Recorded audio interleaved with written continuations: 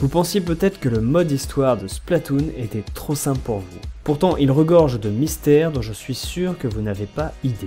Quand un jeu vidéo voit le jour, en général on voit apparaître des vidéos de speedrun sur ce jeu. C'est tout simplement un joueur qui essaiera de finir le jeu le plus rapidement possible. Alors n'imaginez pas que les speedrunners soient des personnes qui ne profitent pas du tout du jeu, au contraire, pour arriver à faire des très bons temps sur les speedruns, il faut bien étudier le jeu, l'avoir fait plusieurs dizaines de fois, et connaître en profondeur ses astuces, ses raccourcis, et optimiser chacun de ses mouvements. Et dans Splatoon, et ainsi que sur tous les autres jeux, il y a une espèce de petite compétition qui se crée à celui qui finira le jeu le plus rapidement possible.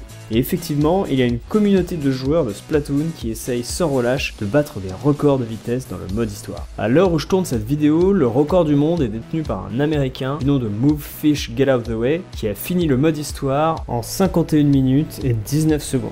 Alors c'est à la fois très long, mais c'est aussi très court par rapport au temps que l'on met en moyenne pour finir le jeu. Dans cette vidéo, il n'est pas question de voir le speedrun complet, mais de parler des astuces et des techniques qui sont employées par les speedrunners afin de gagner du temps dans le mode histoire de Splatoon. Alors évidemment, la base c'est de connaître le jeu par cœur. Savoir où aller, quel chemin emprunter, quel monstre tuer, quel autre ignorer. Le but est évidemment de ne pas tuer tous les ennemis, mais juste de trouver le chemin optimal qui permet d'arriver à la fin du jeu. Évidemment, connaître le jeu par cœur, c'est un atout, car si par exemple vous savez où sont les blocs invisibles, vous irez beaucoup plus vite. Vous saurez aussi quels raccourcis prendre, lesquels vous font gagner du temps, lesquels sont en fait des faux raccourcis. Mais bon, il ne suffit pas de connaître le jeu parfaitement, il faut aussi avoir 2-3 techniques. La première astuce, c'est de changer la langue du jeu. Effectivement, les cinématiques sont plus ou moins longues d'une langue à l'autre. Et il semblerait que dans Splatoon, la langue qui permet d'aller le plus vite, c'est japonais. Les extraits de vidéos que je vous montre ici ont été enregistrés par un joueur américain qui pourtant a joué à Splatoon en japonais parce que la composition des phrases du mode histoire est beaucoup plus condensée avec les symboles japonais que dans toutes les autres langues, et ainsi vous pouvez passer les dialogues des cinématiques plus rapidement. Pour chercher à optimiser au maximum vos déplacements, il convient aussi de ne pas faire les mondes dans n'importe quel ordre. En effet, vous n'êtes pas sans savoir que pour pouvoir faire un niveau dans Splatoon, il faut avant tout que vous l'ayez débloqué en tirant suffisamment sur une sorte de théière qui est en fait la porte d'entrée du niveau. Mais là où c'est intéressant, c'est que si vous débloquez l'entrée de ce monde, vous pourrez ensuite vous y téléporter. Du coup, parfois, plutôt que de vous rendre à pied à une théière, il est parfois plus rapide de lui envoyer une bombe au loin, de la débloquer et ensuite de vous y téléporter. Ça vous évite de vous faire le trajet à pied jusque là et vous pouvez gagner quelques secondes précieuses. Et parfois, une théière que vous aurez débloquée, ce n'est pas nécessairement la peine de la faire tout de suite, vous pouvez vous rendre dans un autre niveau et vous téléporter ensuite à la première théière, car peut-être que celle-ci est plus proche du monde final et à nouveau vous optimiserez vos déplacements dans l'Octavalley. Toujours sur les déplacements, les lignes d'encre sont essentielles dans le mode histoire de Splatoon.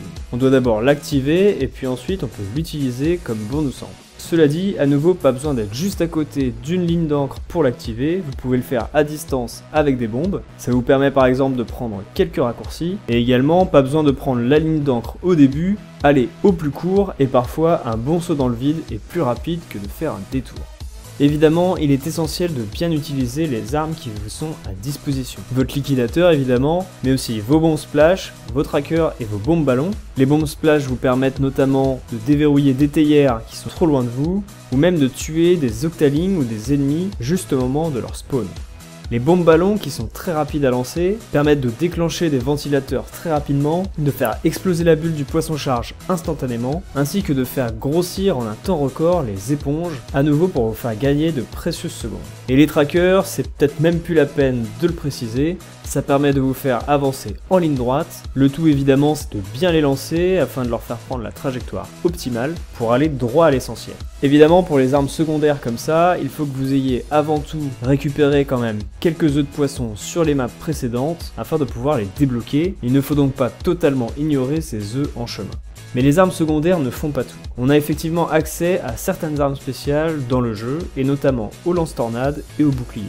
Et même si on a parfois tendance à les utiliser tout de suite après les avoir récupérés, en fait parfois il est très utile de les économiser pour plus tard dans le niveau. Vous pouvez notamment utiliser le lance-tornade pour liquider un très grand nombre d'ennemis en un temps record, et utiliser par exemple le bouclier dans ce cas-ci, au lieu d'attendre que la clé soit libre, et bien traverser les murs d'encre directement en utilisant votre bouclier, ça ira plus vite. Les lance-tornades peuvent également être utilisés contre le boss final. On peut voir notamment que certains speedrunners sacrifient leur protection qu'ils récupèrent au cours du combat afin de survivre à un haut perceur et à nouveau gagner quelques secondes de rapidité contre le boss final. les glitches. Il y a énormément de glitches dans le mode histoire de Splatoon, mais la plupart d'entre eux sont totalement inutiles pour les speedrunners. Cela dit, il en existe deux qui permettent de faire gagner des précieuses secondes, voire même de précieuses minutes, et je vais vous les présenter ici. Le premier se trouve dans l'arène lorsque vous rencontrez les Octalings sur Ser Goemon. En fait, il y a un petit glitch à la fin du niveau. Si vous lancez une bombe suffisamment tôt sur le poisson charge alors que vous êtes assez loin de lui, si son bouclier est éclaté au moment où une Octaling fait un super saut juste à côté, eh bien cela déclenchera l'animation de fin de niveau comme si vous aviez vous-même récupéré le poisson charge. Pourtant, vous ne serez même pas monté sur la plateforme, il vous aura juste suffi d'envoyer une bombe au bon moment, juste avant que les Octalings vous attaquent. Si vous le faites trop tard, cela ne marchera plus, et si votre timing est mauvais, cela ne marchera pas non plus. C'est comme si, alors que le bouclier du poisson charge était défait, c'était en fait les Octalings qui se chargeaient de le récupérer et ça mettait fin au niveau. Alors ce petit glitch vous fait gagner quelques secondes, mais il existe beaucoup mieux. Dans le mode histoire de Splatoon, il est possible de sauter une section entière de niveau et de passer directement du monde 3 au monde 5 et ainsi squeezer 6 niveaux différents, et ça, pour des speedrunners, c'est absolument pas négligeable. Comme vous voyez, ce raccourci consiste à outrepasser la barrière qui vous bloque l'accès au monde 5 tant que vous n'avez pas fait le boss final du monde 4. Avec une bombe ballon, vous pouvez créer des petites taches d'encre qui vous permettent d'accéder à la plateforme suivante. Et comme ceci, en à peine quelques secondes, vous venez de sauter 6 niveaux différents et pour ainsi dire à peu près 25% du mode histoire complet. Voilà, c'était les principales techniques et astuces utilisées par les speedrunners pour gagner du temps dans le mode histoire. Si ça vous intéresse, je vous invite à aller regarder un speedrun complet. Je vous mets le lien du site sur lequel je l'ai trouvé en description. Dites-moi ce que vous avez pensé de cette vidéo en commentaire, n'oubliez pas votre code ami pour le tirage au sort. Mettez un like et partagez cette vidéo si elle vous a plu, et moi je vous dis à très bientôt dans une prochaine vidéo. Allez, salut!